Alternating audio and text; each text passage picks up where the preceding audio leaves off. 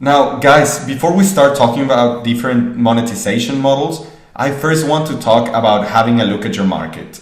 So, who is your target audience? You must have already answered this in the pre-development form from a few chapters ago, so you should know who they are and why your app is good for them. But now you need to have a look, or at least try to figure out their consumption habits. So would they be able to pay for in-app purchases? Would they be willing to join a subscription? Would they pay to download your app or just simply skip it and go get another similar app for free? Do they like sharing content?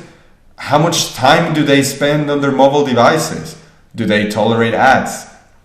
All of these are questions that you need to answer yourself before you start monetizing your app. Now, that being said, if you choose a niche or have an audience that you target all the time, then the answers to these questions will not change much, if at all. This is good because you can just establish a monetization system and will not have to rework it for every app. Just follow the same strategy, like I do.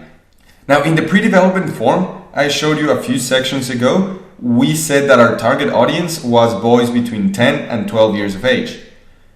So, would they be willing to pay for in-app purchases? Well, they don't make any money, they depend on their parents. However, since they are using a mobile device, it is fair to say that it's probably not theirs.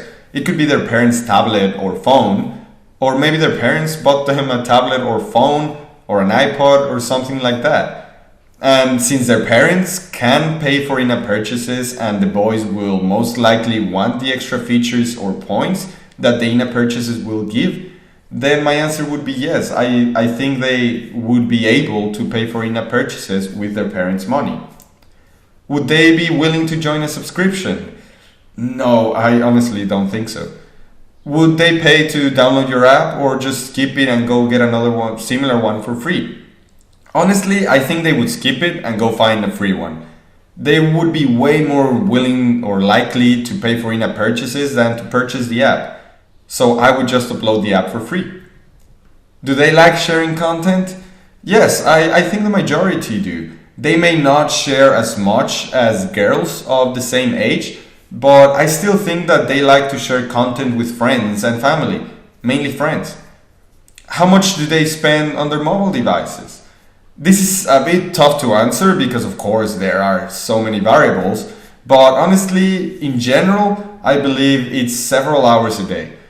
They may play with the devices and their breaks at school, but more likely they play at home and could, even spend most, if not all, of the afternoon playing different games. So yes, I think they can spend a considerable amount of time playing games on their mobile devices. Do they tolerate ads? Well, I don't think they like them. I mean, who does? But since there are so many apps with ads already in the app stores, they are used to them. So yes, I think they can tolerate ads. So what does all of this tell us? Well, I believe that I could and should monetize by incorporating ads. Ads which could be a little invasive, or in other words, annoying and a bit intrusive, but more profitable, since users are likely used to those types of ads and will tolerate them. I should also include consumable in-app purchases, such as points or coins, since the users can spend extended periods of time playing and are likely to both need and want these consumables. I could maybe give them consumables for free when they share the app on social media, since they're likely to share on social media, and that's good for my marketing. I could also add the option to remove ads via a one-off in-app purchase. I don't know, can you guys think of any more? But anyway, this is just a quick example, and now that we know how you would find which monetizing strategies are best suited for your audience, let's have a look at the different business models.